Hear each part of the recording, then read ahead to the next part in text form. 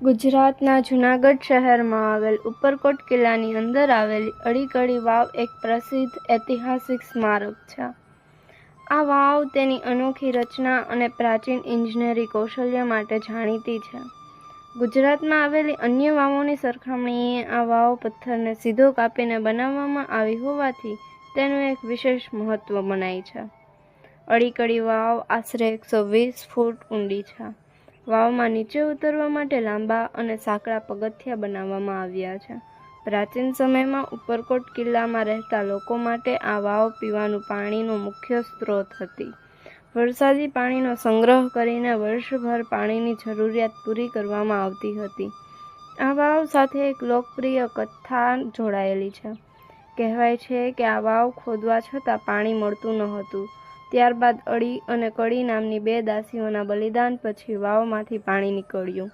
આ કથાને કારણે આ વાવનું નામ અડી અને કડી વાવ પડ્યું હતું.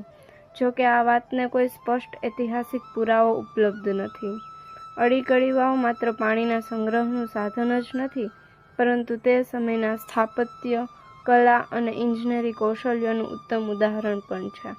પથ્થરમાં કોતરાયેલી તેની રચના આજે પણ મુલાકાતીઓને આશ્ચર્યચકિત કરે છે. વાવની આસપાસનું વાતાવરણ પણ ખૂબ જ મનોહર છે. આજે અડીકડી વાવ ગુજરાતના મહત્વપૂર્ણ પ્રવાસન સ્થળોમાંનું એક છે. દર વર્ષે હજારો પ્રવાસીઓ અહીં મુલાકાતે આવે છે. આ વાવ જૂનાગઢના ગૌરવશાળી ઇતિહાસ, સંસ્કૃતિ અને વારસાની યાદ અપાવે છે. તેથી આ ઐતિહાસિક ધરોહરનું સંરક્ષણ અને જતન કરવું આપણી સૌની ફરજ છે.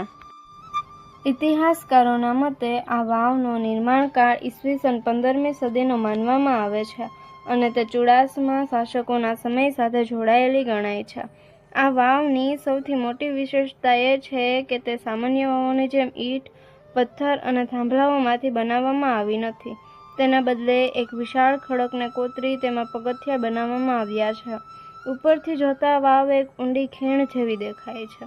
વાવમાં નીચે જતા બંને બાજુ ઊંચી પથ્થરની દિવાલો જોવા મળે છે, જે તેની ભવ્યતા વધારે છે. તે સમયગાળામાં વરસાદના પાણીનો સંગ્રહ કરવો ખૂબ જ જરૂરી હતો. અડીકડી વાવ એ જરૂરિયાતને પૂરી કરતી મહત્વની રચના હતી.